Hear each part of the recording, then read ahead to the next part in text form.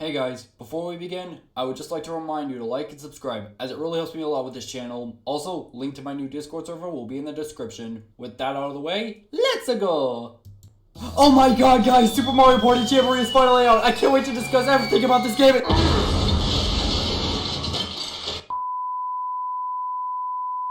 Oh yeah, I promised I would do Mario Party 3 first. Well, let's just start this intro over again. Hey guys, welcome to the third installment of where I rank every Mario Party game's boards individually, and now I'm ranking all the boards in Mario Party 3, the final game of the N64 trilogy. And if I'm being quite honest, this is kind of the point of the series where there really isn't a huge difference in board quality. Not to say this game or any others coming forth have terrible boards, well, most of them. Just that the next couple of games aren't going to be as interesting as, say, like 1 and 2's.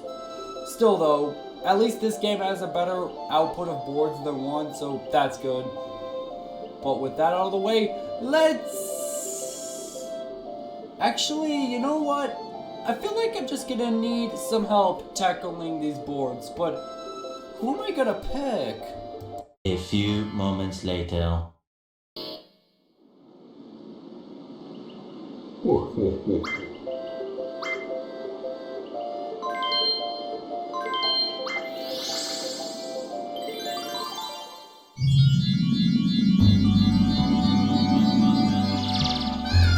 Here we go. Now let's see here. Good choice. Good choice. Hey bro, thanks for letting me join on this board ranking. You're welcome, Sans. But before I begin, I might as well get the duel mode out of the way.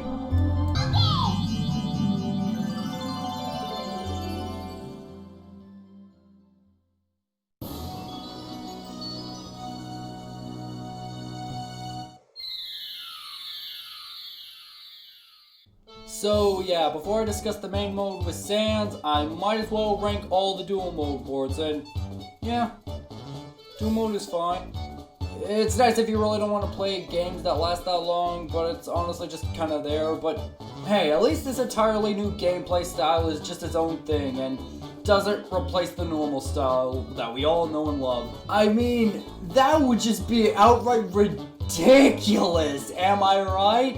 And even if I don't have much to say on these boards, at least the developers made unique boards to this mode and didn't just reuse half the boards from the main mode. I mean, that would be even more absurd, right?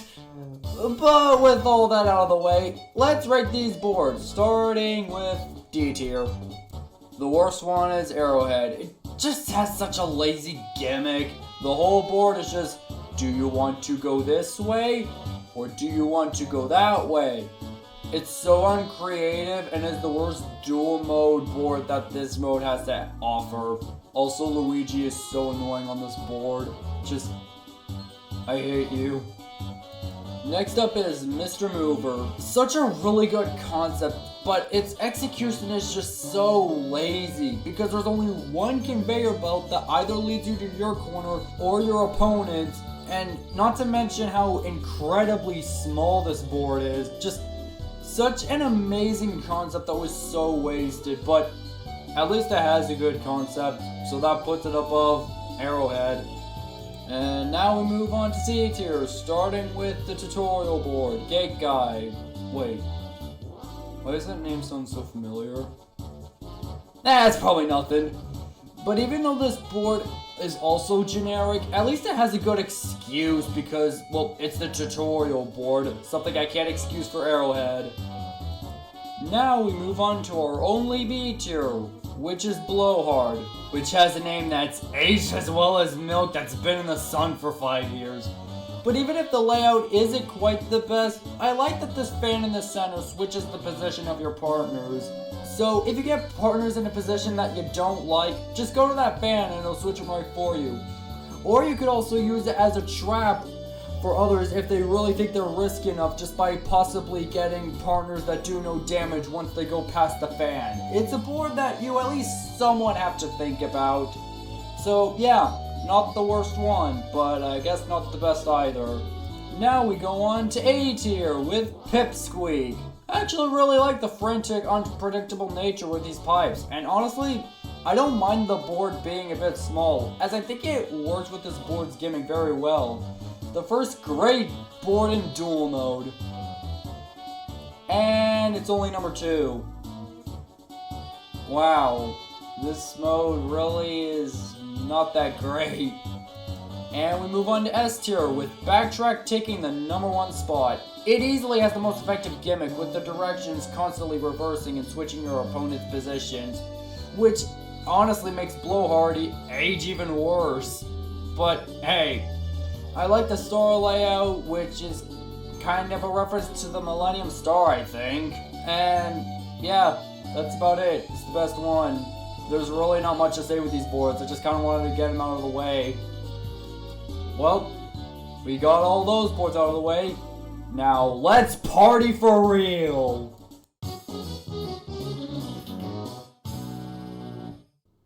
Now, I admittedly had a hard time choosing what the worst board in the game was. However, Sans knew exactly what the worst board in the game was, and this is gonna be D tier. And I'm not the biggest defender of this board either, so I'm not stopping him. But before we tell you, I'm gonna ask you something. So, if you were to pick one and only one board for Mario Party 3 to be in Superstars, which one would it be?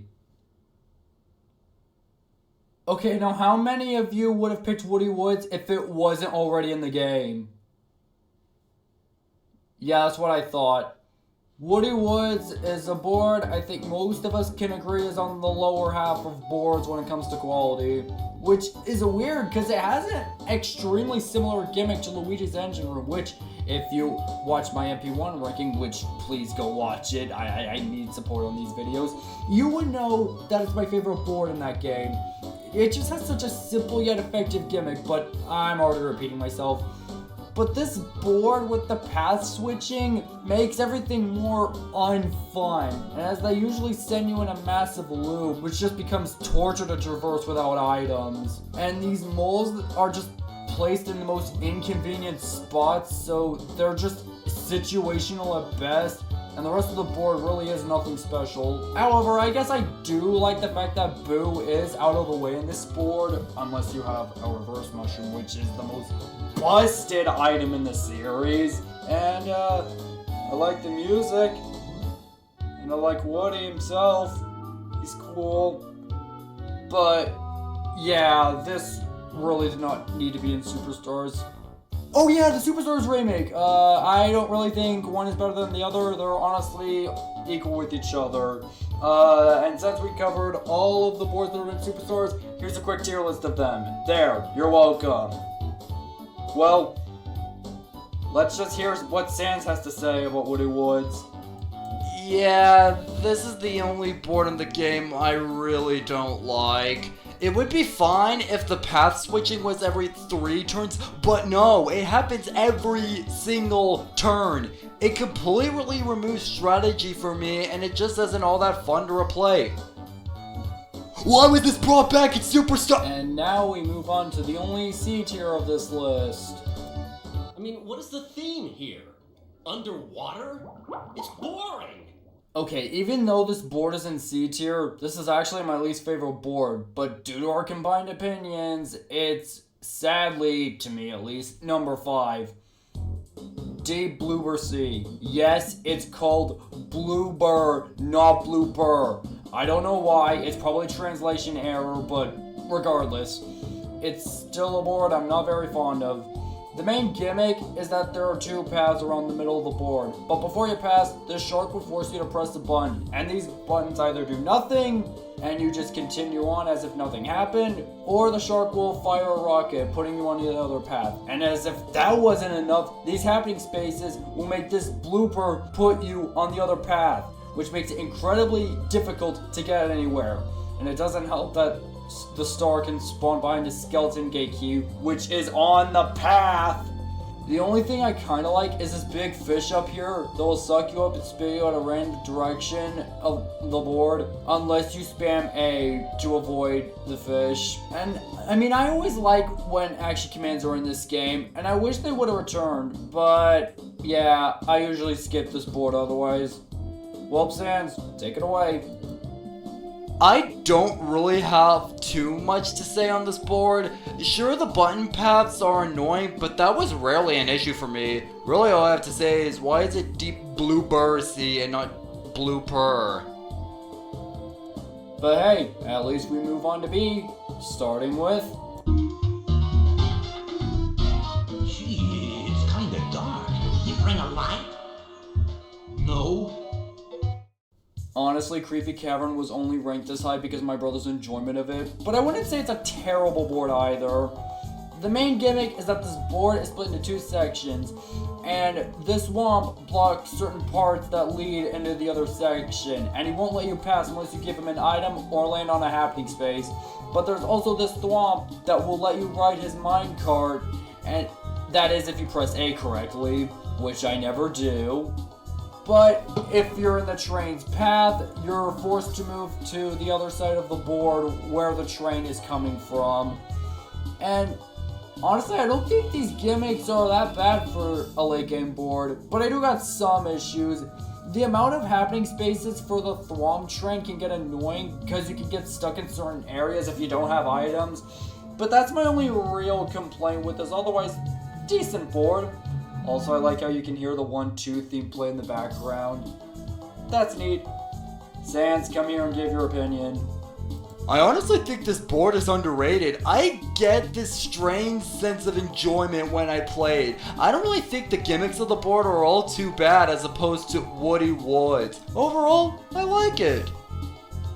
And with that, we now go to the A tier board of this game. I don't like sand. It's coarse and rough and irritating, and it gets everywhere. Now, if I made this ranking a while back, say maybe a year or two ago, Spiny Desert would probably be at the bottom, but after thinking about it, it's actually pretty good. The main gimmick is that there are 2 star spaces. However, one's just an illusion, and there's no difference between the two. I mean, I guess the fake one tends to be closer to you, but that's probably just my experience. I really like how this board kind of is just a guessing game, and there is a significant amount of luck, but it's not to the point where it feels unfair, as there's a decent amount of traversing through this board, because you can land on these happening spaces that will send you to the other side of the board, or use these cacti that will send you to these parts of the board, or you can just jump over them and use a shortcut. And yeah, it's still pretty good. Yeah, like, it's good. Not much to say. Okay, you know what I'm gonna say at this point.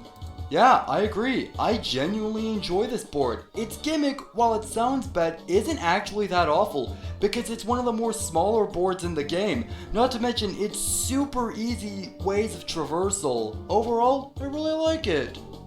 And what do you know? We actually got 2 S tier boards. Let's see what those 2 are. What is this stuff? It's a vast, swirling wonderland of sparkling white pleasure. Let it fill your senses with cascading, fluffy pillows of excitement and comfort as you've never felt before. Wow, Patrick. That was beautiful. What? I was just reading this candy wrapper, see? Guys, I can't believe what I'm about to say, but Chili Waters is hands down one of, if not the best beginning board in the series. I know, it's shocking to me as well. How is the beginning tutorial board in S tier, let alone above 4 other boards out of 6? Well, it's just that this board is just, it does nothing wrong, and its skipples are so simple yet so effective. The main gimmick is at the center of the board. If 2 or more people are on the ice rink around here, the ice cracks, sending all the players to this spot. And the reason you want to go to the ice is because it usually acts either as a shortcut or it's the only way to get to the star. And there's these little slopes here that are a 50-50 chance to get out of the ice, and if you fail, someone's probably going to be stupid, get on the ice, and then just send you all the way back to this spot.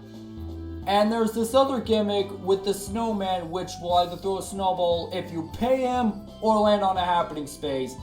And you can either jump over it to avoid the snowball or not and have it take you down to one of these two paths. And jumping over the snowball still takes a decent amount of skill. It's not an automatic guarantee whether you get to avoid the snowball or not. And not to mention, just the atmosphere and music are so nice. It's a shame we only have 2 snow-themed boards, and one of them has an entirely different gameplay style, which we will get to. But enough about my opinion. What does Sans have to say about Chilly Waters? This is easily one of my favorite Mario Party boards. The design of it is really well made, the music is relaxing, and it has no frustrating gimmicks. I love this board. And with that, we've reached the #1 board in Mario Party 3. And if you've been keeping track, you know which one it is.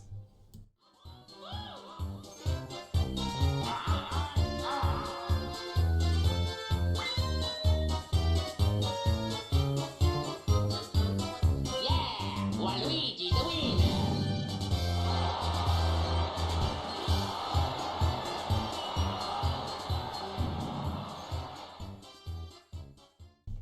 That's right, it's the one, the only, Waluigi's Island. This is easily the best board in the game, no competitions. It really should have been the MP3 board to come back for Superstars, but we can't always have nice things, it's gotta be Woody Woods.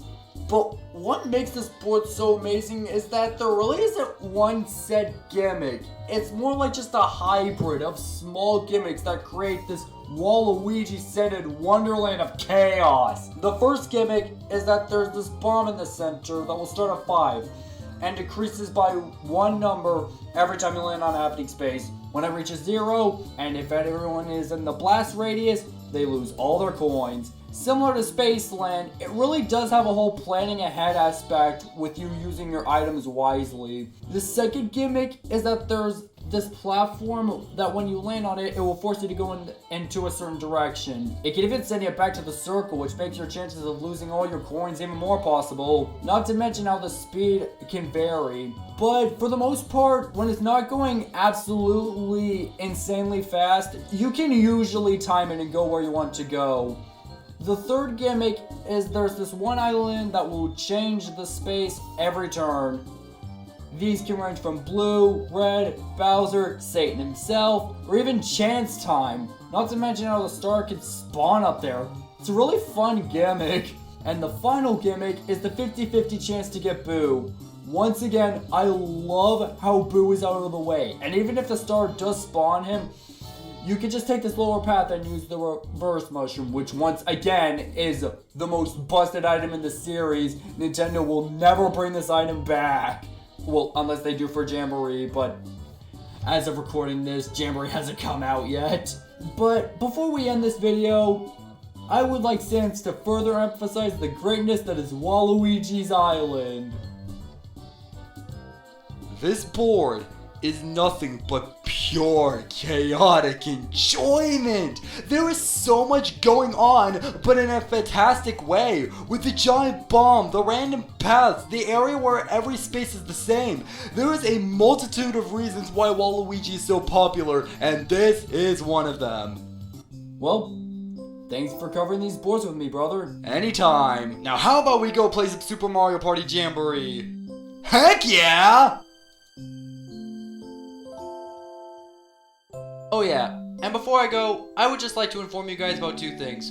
1, the next video might not be Mario Party 4 or Jamboree board rankings. There, now I don't have a promise to keep.